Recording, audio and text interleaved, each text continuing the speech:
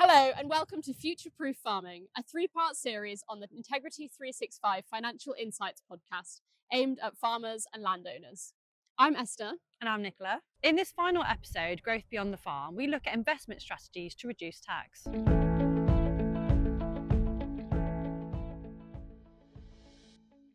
So Nicola, when might someone be looking to invest?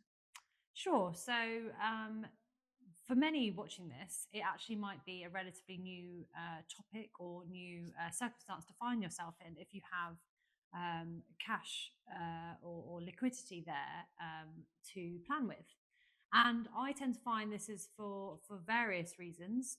So things such as perhaps you've received an inheritance, perhaps your part of your land has had a really good development offer that you just can't refuse, and you've sold some of that land for development.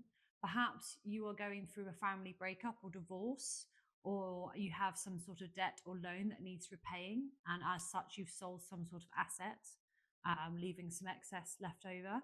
Or perhaps even you find yourself in this situation because actually over several years some savings have built up, and you now find yourself with some money in the bank, not really sure what to do with it. So there's lots of reasons for this. I suppose another one would be, and unfortunately so, perhaps the breakup of a farm. So that might be because it's been left to various different successors without a proper plan in place, and inevitably to fulfill that wish, the farm needs to be sold, or it could even be to pay off a tax liability.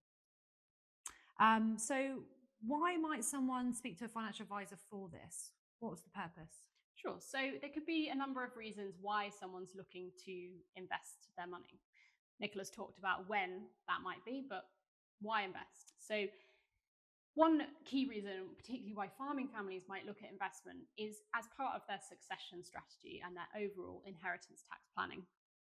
For example, if there is a farm partnership and the older generation wish to pass assets on to the younger generation, having investments in place to ensure they can do that and take a step back from the partnership income can be absolutely invaluable. Also, to future-proof the estate over time, this could be passing wealth down through the generations. Could also just be to enable the lifestyle that you want to live, or enable a retirement lifestyle that you are aiming to live. This could be holidays, it could be hobbies, it could be a life beyond farming that you've been dreaming of living.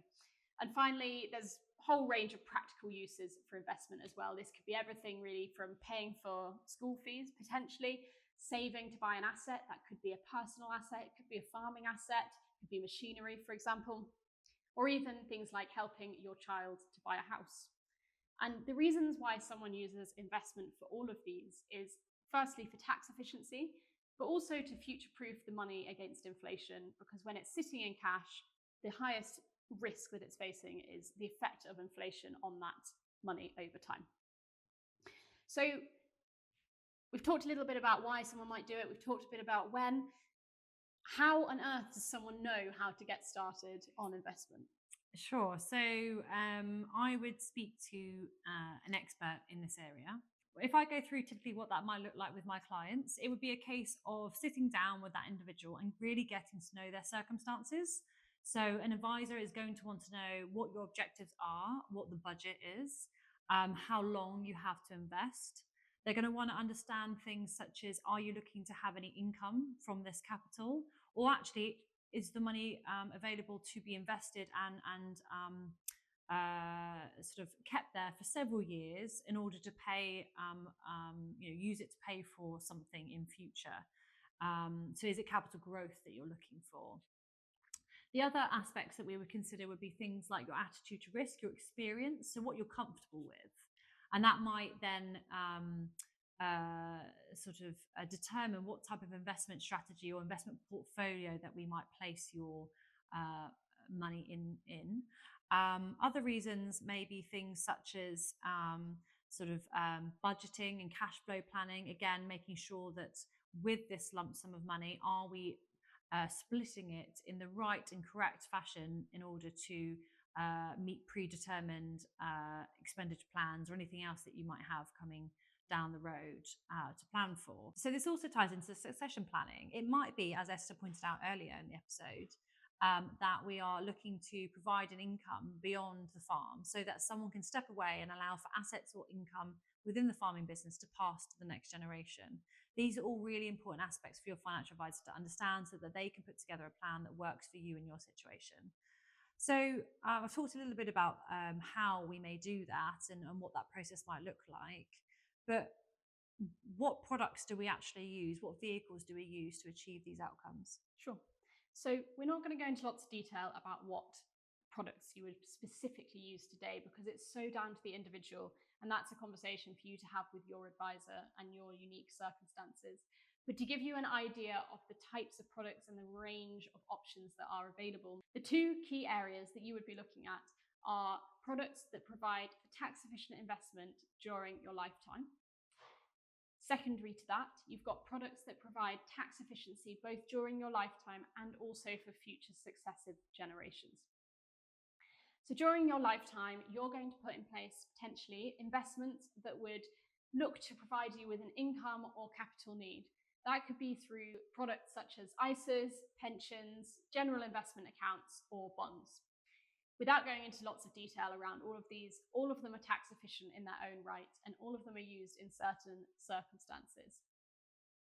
The idea behind all of these is to provide you with tax efficient investment growth during your lifetime, and each of those individual tax wrappers do something different for your portfolio. In terms of investments that are tax efficient for future generations as well as yourself, often you can put in place products that have a specific aim to mitigate inheritance tax, both during and after your lifetime. This can include a whole range of investments. Some of them will generate you an income whilst mitigating the capital outside of your estate.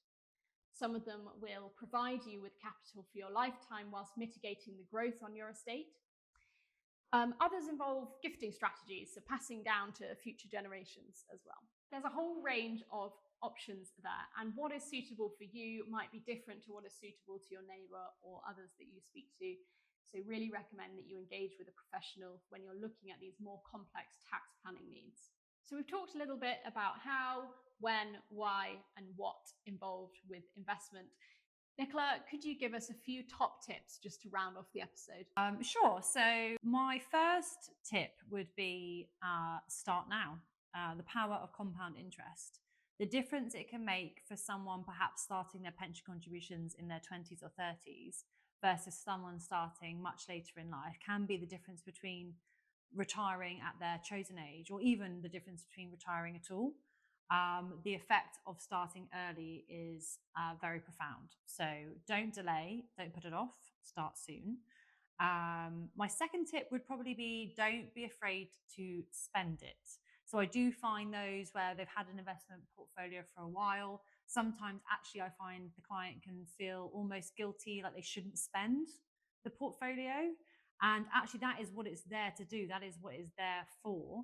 So sometimes it will be my role to encourage them and show actually perhaps with some cash flow planning that they can afford to spend it on X or Y or begin to take that income they've always wanted to take. Don't be afraid to enjoy your money. That's what it's there for. And finally, get advice. Speak to a professional. A study from the International Longevity Centre found that those between the period of 2001 and 2006 that sought professional advice on their investment were 61% better off than their peers who had not sought professional advice. And that was those who had ongoing professional advice. So it really does pay to spend some time working with an advisor at the beginning and then ensuring that you continually review that as life changes on an ongoing basis. They would probably be my 3 tips for today. Brilliant. Thank you very much. You're welcome. Well, thank you very much for joining us on today's Future Proof Farming episode, our final episode of the series. Please refer back to episode 1, where we speak to Hedges Law on all things legal, and episode 2, where we cover insurance needs, everything you need from inheritance tax to ensuring continuity in your farming business. And finally, today's podcast, where we have covered all things investment and tax efficient investment strategies. Thank you very much for watching. Thank you.